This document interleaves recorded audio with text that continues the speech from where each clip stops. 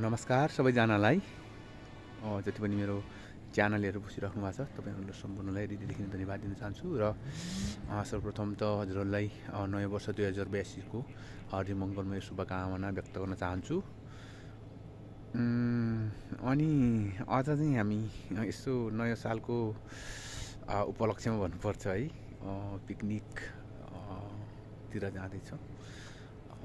कस्तो लाग्छ हजुरहरूलाई जस्ताको तस्तै देखाउने प्रयास गर्दैछु। हजुरहरूले हेरेर साथ दिनुहुनेछ भन्ने आशा लिएको छु। ल है म हल्का हजुरहरूलाई आजको यो पिकनिक स्पट चाहिँ कस्तो छ हैन भिजिट गराउँछु। हजुरले अवश्य पनि हेर्नु होला।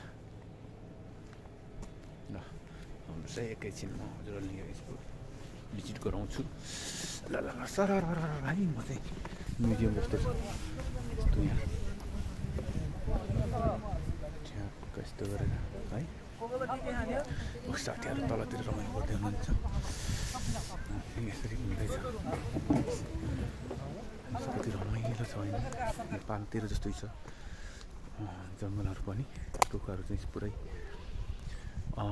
कोन्दार हिमाली प्रदेशतिर हिमाली भेगतिर पाइने जस्तो रुखहरू यो सबै कोनदारी के कोन जस्तो भएको रुखहरू छ। पोलै छ होला कस्तो हेर्नु त कस्तो छड्के पारेर गाडेको रहेछ है। म अझै पनि हजुरलाई अझै योभन्दा अलि रमाइलो ठाउँहरू देखाउँदैछु। हजुरहरूले सुनिदिनु होला हेरिदिनु होला।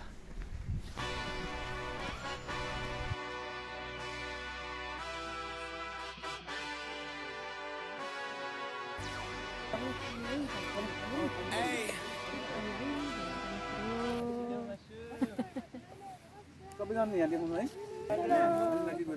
चिसो पनि देखाउनु पर्यो नि। ल चिसो यो चाहिँ मेरो के हो यो Fanta this one is Fanta and this one is मेरो चिकन एन्ड भात अनि पुलाउ हो कि क्या आई थिङ्क पुलाउ अनि त्यसपछि अचार है। यो चाहिँ अचार हाम्रो गुरुङ भाइले बनाउनु भएको है। टुटु लगाएर अब हामी खान थाल्यौँ।